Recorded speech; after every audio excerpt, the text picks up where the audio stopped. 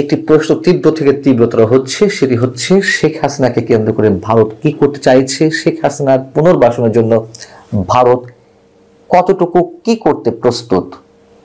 তবে কতটুকু কি করতে প্রস্তুত এটা তাদের সরাসরি কোনো মন্তব্যে কোনো ধরনের ইঙ্গিত পাওয়া যায়নি, সরাসরি মন্তব্যের মধ্যে দিয়ে অন্তত।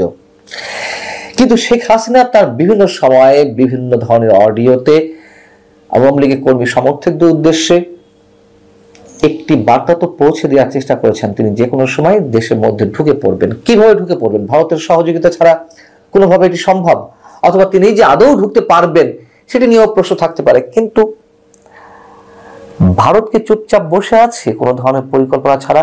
শুধু প্রথমে এটুকু ইঙ্গিত দিয়ে রাখি, তার সঙ্গে নিয়মিত বৈঠক করছেন এমন দুজন ব্যক্তি, তা অনেকের কাছে অবিশ্বাস্য মনে হতেও পারে।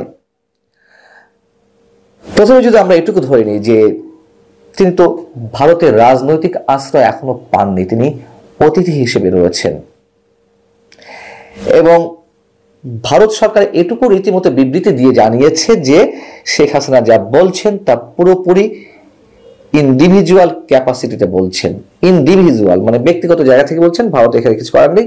তিনি মোবাইল ডিভাইস ইউজ করে অডিও বার্তায় অন্তত তিনি যুক্ত হতে পারছেন বিভিন্ন সমাবেশে আওয়ামী লীগের, কিন্তু ভিজুয়ালে পারছেন না, এটা সত্য কথা। কিন্তু এটুকুই থেকেই সব শেষ হয়ে যাচ্ছে? পিনাক রঞ্জন চক্রবর্তী, বাংলাদেশে যেহেতু ভারতের সাবেক হাই কমিশনার, বিজেপি সরকারের থিঙ্ক ট্যাঙ্ক, তিনি বলছেন দীর্ঘদিনের পরীক্ষিত বন্ধু শেখ হাসিনাকে ভারত কিছুতেই কোনো বিপদের মুখে ঠেলে দিবে না, স্পষ্টভাবে জানিয়ে দিচ্ছে। এবং শুধু পিনাক রঞ্জন চক্রবর্তী নন, বিরোধী দল কংগ্রেসের শীর্ষ নেতারা পর্যন্ত তারা শেখ হাসিনাকে ভারতের বন্ধু হবেন এবং শেখ হাসিনা ছাড়া ভারতের কৌশলগত স্বার্থ সেটি বাংলাদেশ বা এই অঞ্চলে আর কোনোভাবে সম্ভব নয়, এটিও তারা বুঝিয়ে দিয়েছে। তাহলে এখন কি করছে? শেখ হাসিনার সঙ্গে কারা দেখা করছেন? তার একমাত্র কন্যা সাইমা ওয়াজেদ পুতুল, তিনি নিজেও দিল্লিতে থাকেন। তিনি বিশ্ব স্বাস্থ্য সংস্থার দক্ষিণ পূর্ব এশিয়ার রিজিওনাল ডিরেক্টর। তার মায়ের সঙ্গে কবে দেখা করেছেন এটুকু আমরা জানি, কিন্তু একই ছাদের নিচে থাকতে পারছেন না। কেন থাকতে পারছেন না? তিনি তার নিজের দেশ থেকে, শেখ হাসিনা তার নিজের দেশ থেকে পালিয়ে যাওয়া একজন সাবেক প্রধানমন্ত্রী, আর বিশ্ব স্বাস্থ্য সংস্থার একজন প্রতিনিধি হিসেবে সাইমা ওয়াজেদ পুতুলকে তো একসঙ্গে থাকতে দিতে পারে না, খুব স্বাভাবিক, কিছু নমস্ত থাকেই। এবং আর কাদের সঙ্গে তিনি বৈঠক করছেন সে বিষয়ে অনেকটাই ধারণা দিচ্ছেন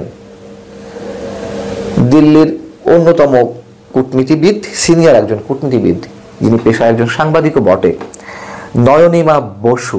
তিনি বিবিসিকে বলছেন নিশ্চিদ্র নিরাপত্তায় মরে রাখা হলেও শেখ হাসিনার সঙ্গে কিন্তু ভারতের সর্বোচ্চ রাজনৈতিক নেতৃত্বের মাঝে মাঝে দেখা সাক্ষাৎ হচ্ছে। তিনি বলছেন শেখ হাসিনাকে অনেকবার সোশ্যাল মিডিয়াতে স্পিচ দেওয়ার একটা অ্যালাউন্স দেওয়া হয়েছে, এমন নয় যে উনি এখানে চুপ করে বসে আছেন, অর্থাৎ শেখ হাসিনা কিন্তু চুপ করে বসে নেই। তার রাজনৈতিক পুনর্বাসনের জন্য, আওয়ামী লীগের পুনর্বাসনের জন্য ভারত কি চুপ করে আছে?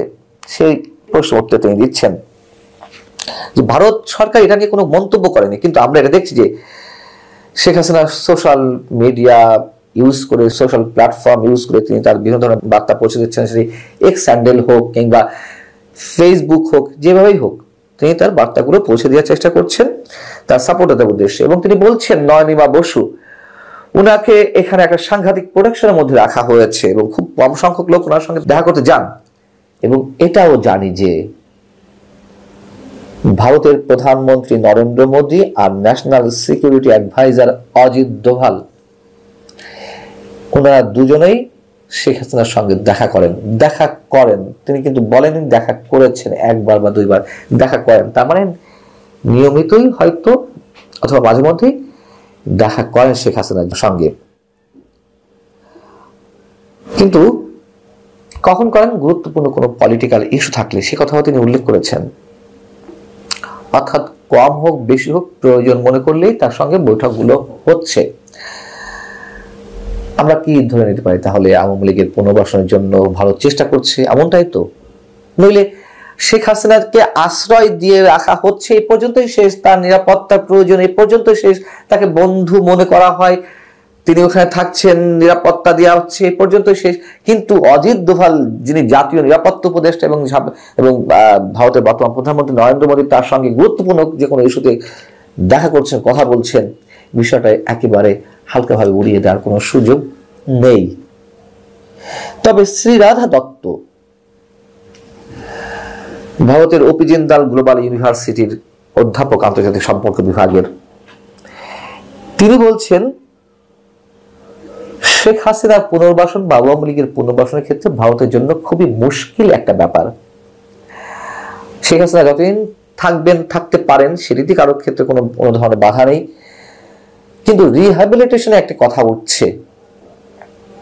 তিনি বলছেন যে আমরা জানি না ভারত সরকার কি ভাবছে, আওয়ামী লীগের সেরকম একটা চেষ্টা থাকতেই পারে, আওয়ামী লীগ তো করবেই, তারা রাজনৈতিকভাবে পুনর্বাসিত হতে চাইবে, তারা ঘুরে দাঁড়াতে চাইবে, শেখ হাসিনা দেশে ফিরতে চাইবে, সবই স্বাভাবিক, সেটা তিনি বলছেন।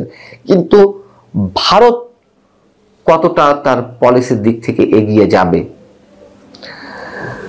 ভারত এগোচ্ছে, যতক্ষণ যাওয়া সম্ভব ভারত এগিয়ে যাবে, এটি আমার কথা। আমি বারবার বলি, ভারতের সঙ্গে বাংলাদেশের যে প্রায় ৪,৫০০ বেশি কিলোমিটারের যে সীমান্ত, সেটি অরক্ষিত রেখে ভারত কখনো চুপ করে বসে থাকবে না, অথবা সেটিকে সুরক্ষিত রাখতেই ভারত এখনো পর্যন্ত আওয়ামী লীগের বিকল্প কাউকে পাচ্ছে না।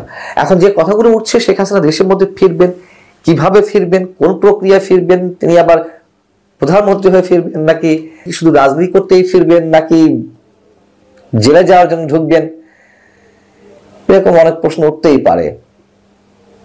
তবে আমার ধারণা শেখ হাসিনা ফিরলে তার দলের জন্য ইতিবাচক হয়েই ফিরবেন, এটুকু জানা যাচ্ছে। এবং নয়নিমা বসু যে কথাগুলো বলেছেন সেগুলো খুবই খুবই সিগনিফিক্যান্ট। যদি নরেন্দ্র মোদী এবং অজিত দোভাল তার সঙ্গে যে কোনো গুরুত্বপূর্ণ ইস্যুতে বৈঠকে যে কোনো সময় বসে যান, এই কথা যদি সত্য হয়ে থাকে, তাহলে বুঝতে হবে ভারত তার বিশাল এজেন্ডা নিয়ে এগোচ্ছে এবং আওয়ামী লীগ এবং শেখ হাসিনাকে পুনর্বাসনের জন্য যে কথা বলছিলাম, ভারত অনেক দূর যাবে, এটা আমি সবসময় বলছি।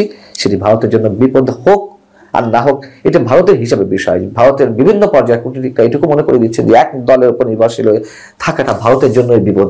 এখন সেটা তাদের হিসাব নিকাশের বিষয়, শুধু আমাদের হিসাব নিকাশ বা আমার হিসাব নিকাশ থেকে